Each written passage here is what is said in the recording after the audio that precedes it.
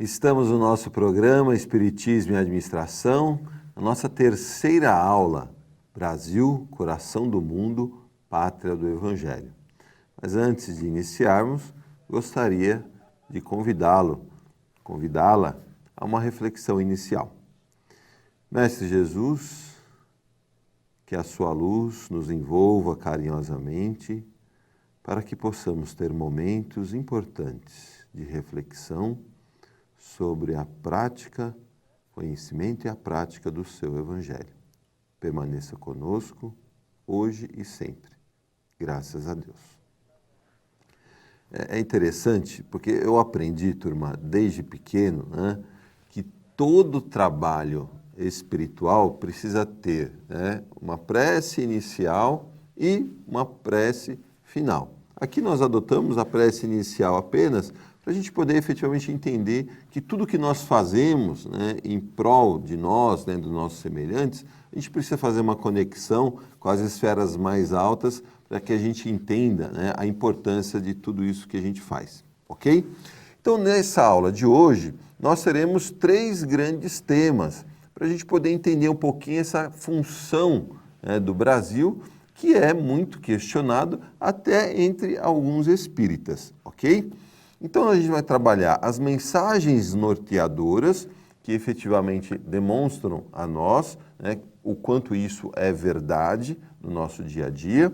Veremos diretrizes para a gestão da sociedade, o que nós temos de orientação efetiva para conduzir a nossa prática na sociedade, a gestão das nossas organizações públicas, privadas, do terceiro setor. Isso é fundamental para a gente poder trabalhar.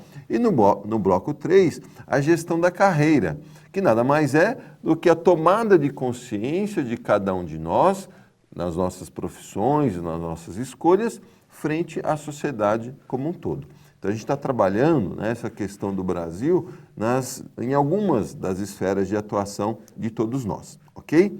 Então, se nós irmos lá no hino nacional, que eu convido a você neste momento a ouvir um pequeno trecho do nosso hino para a gente entrar efetivamente nas reflexões a seguir. Preste atenção um pouquinho.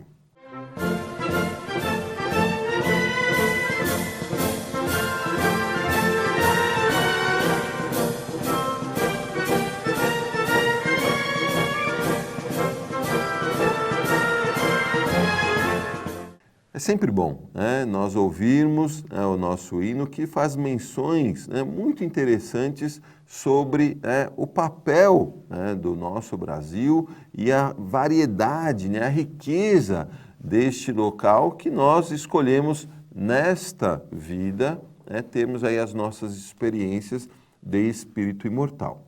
Então nós vamos nos reportar ao trecho do livro Emmanuel, que diz o seguinte: o Brasil está destinado também a facultar ao mundo inteiro uma expressão consoladora de crença e de fé raciocinada, e a ser o maior celeiro de claridades espirituais do orbe inteiro. Muitos questionam essa visão porque dá uma aparência de prepotência, de destaque. Mas, na verdade, se nós observarmos a história do nosso mundo, cada nação, ao longo do tempo, cumpriu a missão. Nós temos aí, não muito distante do nosso radar, a função da Espanha, de Portugal, da Inglaterra, lá nas antigas, nas mais antigas, de Roma. Então, assim, cada época você tem grupos de pessoas que se destacam por determinadas atitudes que são tomadas frente ao mundo como um todo. A proposta do Brasil é efetivamente a questão moral. Mas a gente se questiona, eu observo países que têm alguns avanços que nós não temos na atualidade. É que, se tratando de uma nação que tem como objetivo divulgar o Evangelho, turma, precisa ter testemunho. Porque evangelho, nós sabemos que não é só falar, é praticar. Nós sabemos individualmente o quanto nos falta ainda, né, para percorrer neste caminho. É como está lá no livro, né, Renúncia, Alcione diz: o evangelho é um vasto caminho ascensional cujo fim não lhe atingiremos sem conhecer-lhe e praticar-lhe os mínimos detalhes. Então, nós estamos todos nessa trajetória. E o Brasil, né, nós temos aqui um celeiro, né, de testemunho, porque muitas vezes nós nos observamos sem dar o devido valor.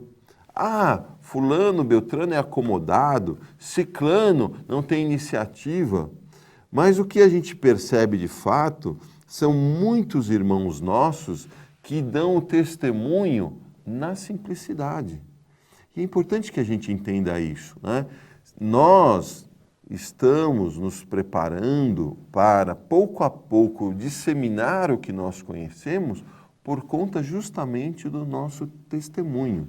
Tem um artigo, né, da GV, de uma pesquisadora, que fala: nós brasileiros precisamos também contribuir para os diversos modelos de gestão do mundo. E o fato é, nós temos vários executivos, né, que desempenham funções importantes nas organizações mundiais frente à nossa habilidade de lidar com dificuldades, de gerenciar conflitos, a questão, muitas vezes, da dificuldade da padronização. Então, assim, a gente tem sim, né, a gente consegue observar esses nossos pontos, né, de progresso que nós podemos contribuir. E outra, aqui no Brasil, onde o Espiritismo mais tem se desenvolvido. E a gente entendendo a proposta do Espiritismo, fica fácil a gente compreender efetivamente o nosso papel frente a tudo isso, ok?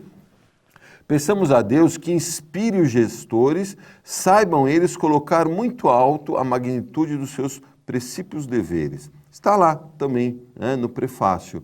Poxa, é fundamental que cada um de nós, né, que temos responsabilidades a um grupo, por menor que seja, que a gente entenda as responsabilidades frente aos nossos irmãos na condução das suas atividades, das suas responsabilidades. Isso é fundamental. Quando os homens livres de todos os símbolos sectários de separabilidade puderem entender integralmente as maravilhas ocultas da obra cristã. É importante que a gente entenda isso, turma.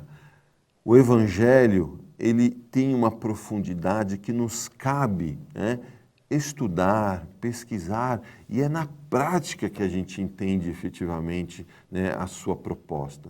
Quem perdoa, entende o que significa o Evangelho. Quem é flexível, quem supera os obstáculos, quem, né, vence dificuldades, sabe, através do sentir, né, e do pensar, que está fazendo a coisa certa. E é essa a proposta, que a gente entenda, né, efetivamente o que nós podemos realizar no nosso dia a dia.